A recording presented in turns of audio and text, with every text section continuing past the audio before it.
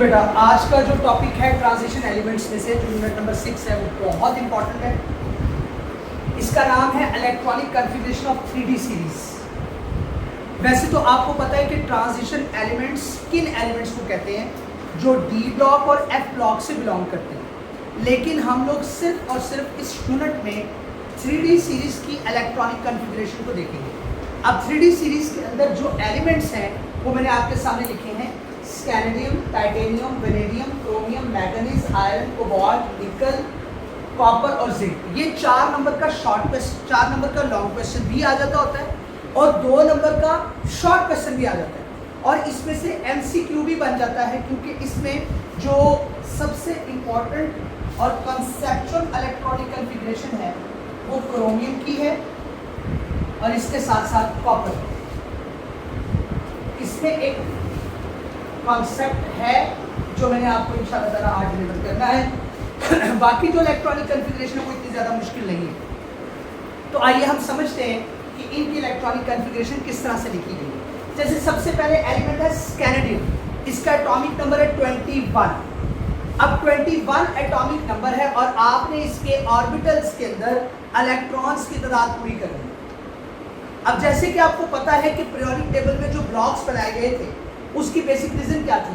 Availability of valence electron in any particular element. अब देखो, कोई भी जो एलिमेंट है ना, उसका जो वैलेंस इलेक्ट्रॉन है वो या तो s ऑर्बिटल में हो सकता है, या p ऑर्बिटल में हो सकता है, या d ऑर्बिटल में हो सकता है, या f ऑर्बिटल में हो सकता है। और इसी मुनासबत से हम पीरियोडिक टेबल में ब्लॉक्स बनाते हैं। मिसाल के तौर पर अगर किसी एलिमेंट का वैलेंस इलेक्ट्रॉन s ऑर्बिटल में है तो हम उसको s ब्लॉक में रख देंगे। अगर किसी एलिमेंट का वैलेंस इलेक्ट्रॉन p ब्लॉक में है तो हम उसे p ऑर्बिटल में है तो हम उसे p ब्लॉक में रख देंगे। इस तरह अगर किसी एलिमेंट का वैलेंस इलेक्ट्रॉन d ऑर्बिटल में मौजूद है हम उसको d ब्लॉक में रख देंगे। तो यहाँ पर d ब्लॉक एलिमेंट्स की बात हो रही है, मतलब d ब्लॉक में वो एलिमेंट्स होंगे सारे के सारे जिनका वैलेंस इलेक्ट्रॉन किस में आएगा या किस में आ सकता है, सिर्फ d ऑर्बिटल। तो अब आप देखिए, जो d ऑर्बिटल है चैप्टर नंबर 5 पार्ट 1 केमिस्ट्री, उसमें आपने टॉपिक पढ़ा था जिसमें हमने ये पढ़ा था कि d ऑर्बिटल कितनी किस्म के हो सकते हैं, s ऑर्बिटल कितनी किस्म के हो सकते हैं, p ऑर्बिटल कितनी किस्म के हो सकते हैं, या f ऑर्बिटल कितनी किस्म के हो सकते हैं। d ऑर्बिटल 5 किस्म के होते हैं। d ऑर्बिटल कितनी किस्म के होते हैं? 5 किस्म के। पहले d ऑर्बिटल का नाम है dxy, दूसरे का नाम है dyz, तीसरे का नाम है dzx, चौथे का नाम है dx² - y² और पांचवे का नाम है dz²। अब आइए स्कैंडियम पर, जिसकी एटॉमिक नंबर 21 है और हमने ऑर्बिटल्स में इसके इलेक्ट्रॉन्स की तादाद पूरी करनी है। तो पहला ऑर्बिटल 1s है, उसमें 2 आ सकते हैं maximum, 2s2, 2p6, 3s2, 3p6, 4s2। 4s2 तक देखें कितने इलेक्ट्रॉन पूरे कर दिए, 2 2 4 6 10, 2 12 6 18 और 2 20, एक बचा। अब आगे आप पांचों के पांचों d ऑर्बिटल्स के नाम लिखेंगे। अगला ऑर्बिटल था 3d, और d ऑर्बिटल कितनी किस्म के होते हैं? 5 किस्म के। पहला आ जाएगा 3dxy, फिर 3dyz, फिर 3dzx, फिर 3dx² - y² और फिर लास्ट में क्या आएगा? 3dz²। Is it okay? एक इलेक्ट्रॉन बचा था, वो पहले ऑर्बिटल में आ गया, d ऑर्बिटल के पहले ऑर्बिटल में। समझ लगी बात की? अब अगला है टाइटेनियम, इसका एटॉमिक नंबर 22 है। तो इसके पास 1s2, 2s2, 2p6, 3s2, 3p6, 4s2। अब देखो 22 था ना, तो एक इलेक्ट्रॉन 3dxy में आता है, पर दूसरा इलेक्ट्रॉन किस में आ जाएगा?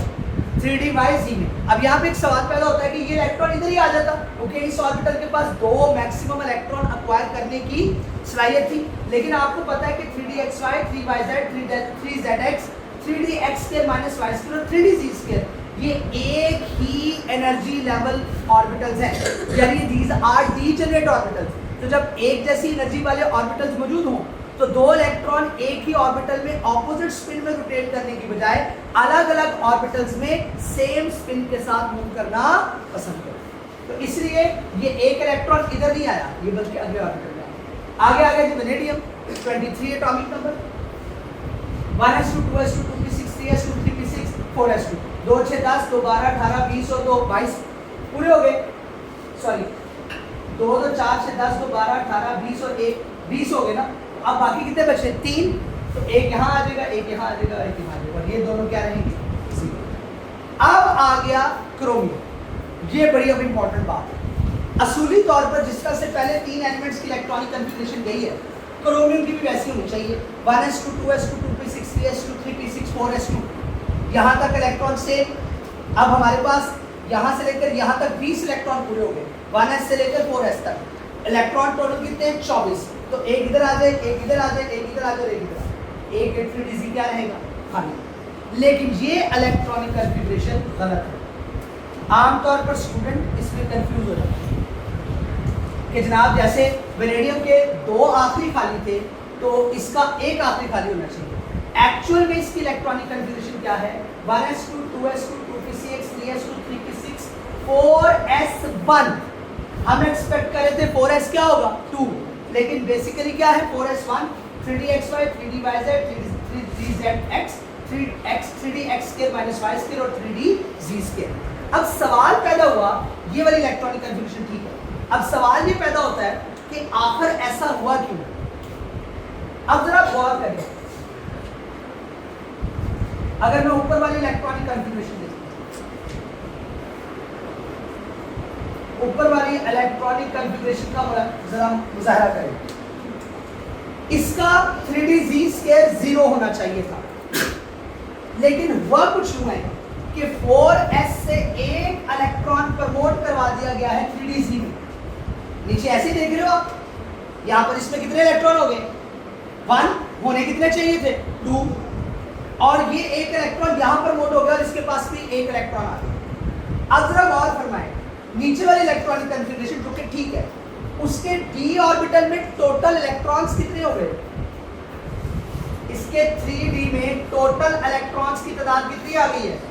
5 आ गई है ना? 1 2 3 4 5। और अगर ऊपर वाली देखें तो उसमें 3d में कितने टोटल इलेक्ट्रॉन्स थे? 4। अच्छा, आप मुझे बताओ कि d ऑर्बिटल जो होता है उसमें मैक्सिमम इलेक्ट्रॉन कितने आ सकते हैं? 10।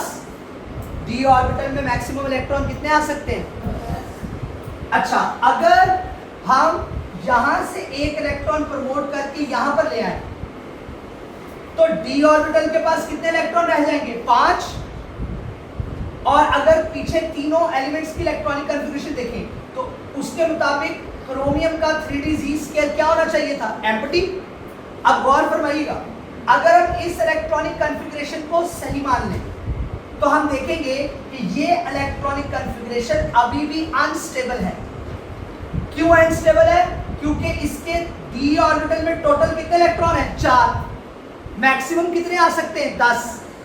लेकिन अगर इसके d ऑर्बिटल में 5 इलेक्ट्रॉन आ जाए, अगर इसके d ऑर्बिटल में 5 इलेक्ट्रॉन आ जाए तो 5 किसका हाफ है? 10 का। 5 किसका हाफ है? तो अगर 5 इलेक्ट्रॉन आ जाए किसी तरीके से क्रोमियम के d ऑर्बिटल में, तो d orbital of chromium will get the half filled electronic configuration. d orbital chromium का क्या हासिल कर लेगा? हाफ फिल्ड इलेक्ट्रॉनिक कॉन्फ़िगरेशन, क्योंकि 5 किसका हाफ है? 10 का। 5 किसका हाफ है? 10 का। तो अगर ये 10 का हाफ यानी कि 5 इलेक्ट्रॉन हासिल कर लेता है d ऑर्बिटल ऑफ क्रोमियम, तो ये half filled electronic configuration acquire कर लेगा। क्या एक्वायर कर लेगा? Half filled electronic configuration acquire करने की वजह से अगर हम हाफ फिल्ड इलेक्ट्रॉनिक कॉन्फ़िगरेशन इसकी कर देते हैं तो इसकी स्टेबिलिटी ऊपर वाली एक्सपेक्टेड इलेक्ट्रॉनिक कॉन्फ़िगरेशन की वैल्यू से क्या हो जाएगी? इंक्रीज हो जाएगी। लिहाजा क्रोमियम अपने 4s से एक इलेक्ट्रॉन निकलवाता है और किसमें शिफ्ट कर देता है? 3dz², जिससे इसके d ऑर्बिटल में इलेक्ट्रॉन की तादाद कितनी हो जाती है? 5। और ये 5 इलेक्ट्रॉन की जो तादाद है ये हाफ फिल्ड इलेक्ट्रॉनिक कॉन्फ़िगरेशन क्या है? क्योंकि d ऑर्बिटल में मैक्सिमम कितने इलेक्ट्रॉन आ सकते हैं? 10। तो 10 का हाफ कितना होगा? 5। तो 4s से ये एक इलेक्ट्रॉन प्रमोट करवा देगा जिससे 4s 1 हो जाएगा और 3dz² 1 हो। Is it okay? तो this is the right electronic configuration, this is the wrong electronic. उसके बाद मैंगनीज में आ जाओ, 25 इलेक्ट्रॉन हो गए, d orbital again half filled हो गया। आयरन के केस में एक इलेक्ट्रॉन बढ़ गया, यानी d ऑर्बिटल के हिस्से में 6 इलेक्ट्रॉन हो गए। तो 5 तो पहले हमने सिंगल सिंगल अकाउंटेड करा दिया, जो छठा इलेक्ट्रॉन था वो हमने यहाँ पर अकाउंटेड करा। इसका कोबाल्ट है 27 है, अब ऊपर वाले में देखो 3dxy में पेयर ऑफ इलेक्ट्रॉन था, अब यहाँ पर भी पेयर ऑफ इलेक्ट्रॉन है 3dxy में, लेकिन ऊपर वाले में 3dyz में अनपेयर्ड इलेक्ट्रॉन था, यहाँ पर क्या हो गया पेयर। उसके बाद निकल में आ जाओ, पहले 3 ऑर्बिटल्स पेयर्ड हो गए। अब फिर से ये इलेक्ट्रॉनिक कन्फिगरेशन आ गई कॉपर। कॉपर में भी बिल्कुल वैसा ही बिहेवियर होगा जैसे कि आपने क्रोमियम में देखा, जैसे कि आपने क्रोमियम में देखा। क्रोमियम में आपने जो देखा वही यहाँ पर होगा। अगर हम इसके हिसाब से बात करें, जो निकल था, निकल के आखिरी 2 ऑर्बिटल्स क्या थे, अनपेयर्ड थे, तो हमारे पास कॉपर का क्या होना चाहिए था, आखिरी ऑर्बिटल अनपेयर्ड होना चाहिए था, आखिरी ऑर्बिटल अनपेयर्ड होना चाहिए था ना। अगर निकल के 2 थे तो इसके बाद कॉपर आ रहा है, तो कॉपर के आखिरी ऑर्बिटल क्या होना चाहिए था, अनपेयर्ड।